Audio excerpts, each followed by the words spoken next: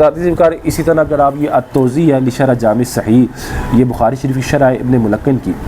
یہ ابن عبدالبر مالکی تھے اور اسی طرح ابن باجی جو مالکی تھے ان کے والے سے میں نے بیان کیا۔ یہ ابن ملکن ہے، یہ شافعی ہیں، ان کی سن وفات 804 سن ہجری ہے۔ انہوں نے بخاری شریف کی جو شرح ہے اس میں بخاری شریف کی شرح میں جہاں وہ حدیث پاک ہے کہ عبداللہ بن عمر نے جہاں یہ کہا تھا، بخاری شریف کی جو شرح ہے وہ میں آپ کے سامنے بالتفصیل پڑھ چکا ہوں، وہ حدیث پاک وہ میں حدیث آپ کے سامنے دوبارہ پڑھ دیتا ہوں تاکہ آپ کو نا سمجھ میں آ جائے۔ وہ ایسے سن لیں، وہ حدیث پاک یہ ہے کہ عبداللہ بن عمر جو تھے وہ چار زانو بیٹھتے تھے۔ میں بار بار آپ کے سامنے یہ حدیث پڑھ چکا ہوں، چار زانو بیٹھتے تھے۔ عبداللہ بن عمر کے جو بیٹے ہیں انہوں نے جب دیکھا تو وہ بھی چار زانو بیٹھنا شروع ہو گئے، تو عبداللہ بن عمر نے ان کو منع کیا۔ ان کے بیٹے نے کہا آپ تو اس طرح بیٹھتے ہیں، آپ بھی تو اس طرح بیٹھتے ہیں۔ تو عبداللہ بن عمر نے کہا کہ میں اس لیے اس طرح بیٹھتا ہوں۔ عبداللہ بن عمر نے جو ان کو کہا وہ تھا انما سنت الصلاۃ، کہ نماز کی سنت ہی ہے ان تنصب رجلک الیمنی، کہ تم سیدھے پاؤں کو کھڑا کرو، وتثنی الیسری، اور الٹے پاؤں کو بچھا دو۔ فقلت انک تفعل ذلک، تو عبداللہ بن عمر کے جو بیٹے تھے انہوں نے کہا کہ آپ تو چار زانو بیٹھتے ہیں۔ فقال انی رجلی لا تحملانی، تو عبداللہ بن عمر نے کہا میرے جو دونوں پاؤں میرا بوجھ برداشت نہیں کر سکتے۔ اس کی شرح میں ابن ملکن جو ہے وہ لکھتے ہیں کہ عبداللہ بن عمر کے جو پاؤں تھے وہ ان کا بوجھ کیوں نہیں برداشت کر سکتے تھے۔ اس کی شرح کرتے ہوئے لکھتے ہیں ابن ملکن، کہتے ہیں یرید انہ قد فدی بخیبر فلم یقدر علی اکثر مما فعل، کہتے ہیں عبداللہ بن عمر کی مراد یہ تھی کہ خیبر میں ان کے پاؤں کو کیا کیا گیا تھا، توڑا گیا تھا۔ فلم یقدر علی اکثر ما فعل، تو وہ عبداللہ بن عمر قادر نہیں تھے، یعنی عبداللہ بن عمر کو قدرت نہیں تھی جتنا نماز میں وہ کر سکتے تھے اس سے زیادہ کرنے پر، یعنی عبداللہ بن عمر جتنی آسانی کے ساتھ نماز میں بیٹھ سکتے تھے، جس انداز میں بیٹھ سکتے تھے اس سے زیادہ کرنے پر وہ قادر نہیں تھے۔ خلاصہ کلام حضرات ذوالفقار یہ نکلا کہ اصل میں مقصود میرا آپ کو بتانا تھا کہ عبداللہ بن عمر جو تھے وہ چار زانوں بھی نماز میں بیٹھتے تھے، عبداللہ بن عمر دونوں پاؤں کے پنجوں پر بھی نماز میں بیٹھتے تھے، اور عبداللہ بن عمر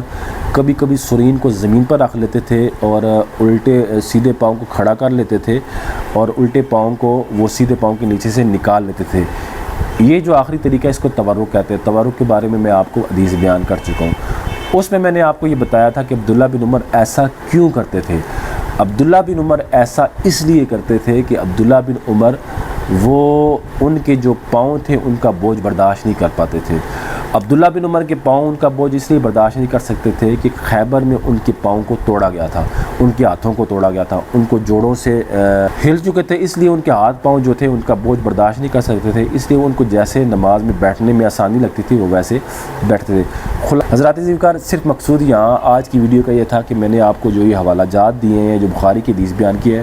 فقط مقصد یہ تھا کہ بتانا یہ مقصد تھا کہ عبداللہ بن عمر کے جو بیٹھنے کا یہ انداز تھا وہ تکلیف کی بنیاد پر تھا، اور ان کو جو تکلیف تھی وہ خیبر کی تکلیف تھی، خیبر میں جو ان کے ہاتھ پاؤں توڑے گئے تھے، اس بنا پر عبداللہ بن عمر ایسا کرتے تھے۔ تو میں نے حضرات ذوالفقار سے فقط جو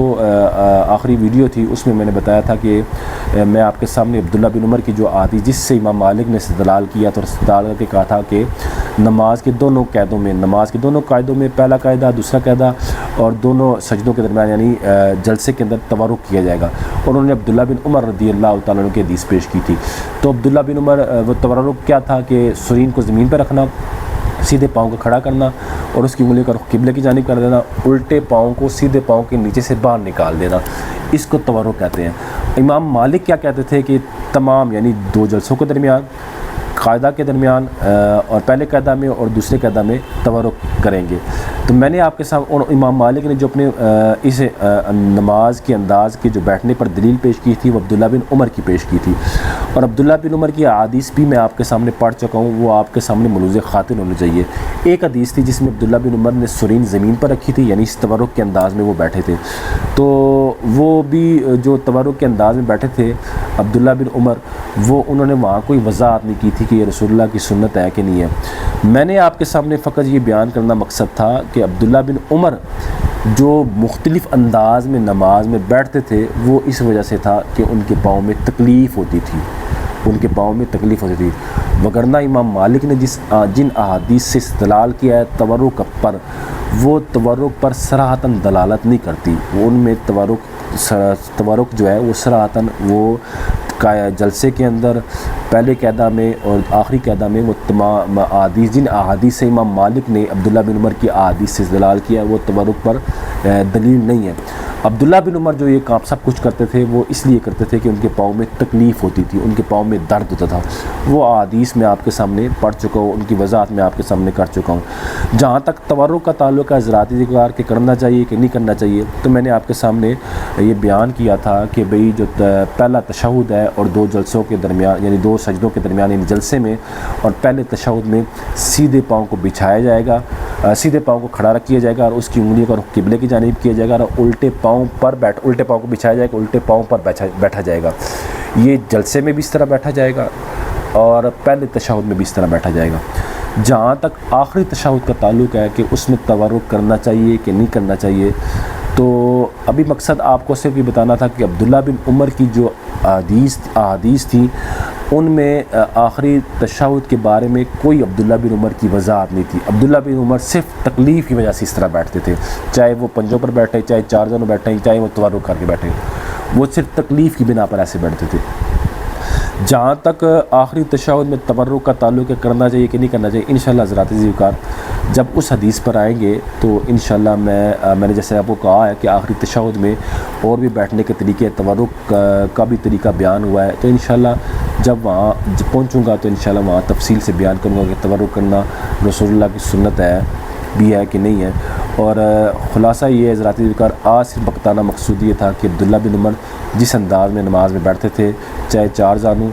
چاہے دو پنجوں پر یا تورک کر کے، وہ تکلیف کی بنا پر ایسا کرتے تھے۔ امید حضرات ذکر آپ کو سمجھ میں آ گیا ہوگا۔ آپ اس ویڈیو کو ہو سکتا ہے مشکل ہو بار بار دیکھیں تاکہ آپ کو سمجھ میں آئے کہ میرا مقصد بیان کرنے کا کیا تھا۔ صرف یہ مقصد تھا کہ عبداللہ بن عمر نماز میں جس انداز میں بیٹھتے تھے وہ ان کا بیٹھنے کا انداز تکلیف والا تھا، وہ تکلیف کی وجہ سے اس طرح بیٹھتے تھے، اور وہ خود کہتے تھے کہ نماز کی سنت یہ ہے کہ سیدھے پاؤں کو کھڑا کیا جائے، الٹے پاؤں کو بچھایا جائے۔ نسائی شریف کے والے سے میں نے ان کی حدیث پاک بیان کی تھی کہ عبداللہ بن عمر کہتے تھے کہ نماز کا سنت طریقہ یہ ہے کہ سیدھے پاؤں کو کھڑا کیا جائے، سیدھے پاؤں کی انگلیوں کو قبلے کی جانب کیا جائے، الٹے پاؤں پر بیٹھا جائے اور الٹے پاؤں کو موڑ کے اس کے اوپر بیٹھا جائے۔ اور یہ عبداللہ بن عمر نماز کی سنت کو، بیٹھنے کا طریقہ جو نماز میں بیان کرتے تھے، خود وہ جس انداز میں بیٹھ نہیں سکتے تھے کیونکہ ان کے پاؤں میں تکلیف ہوتی تھی۔ امید حضرات ذکر کہ ویڈیو کافی لمبی ہوگی لیکن آپ اس کو بار بار دیکھیں تاکہ آپ کو اچھے طریقے سے سمجھ میں آ جائے۔ اللہ تعالیٰ سے دعا عمل کرنے کی توفیق عطا فرمائے۔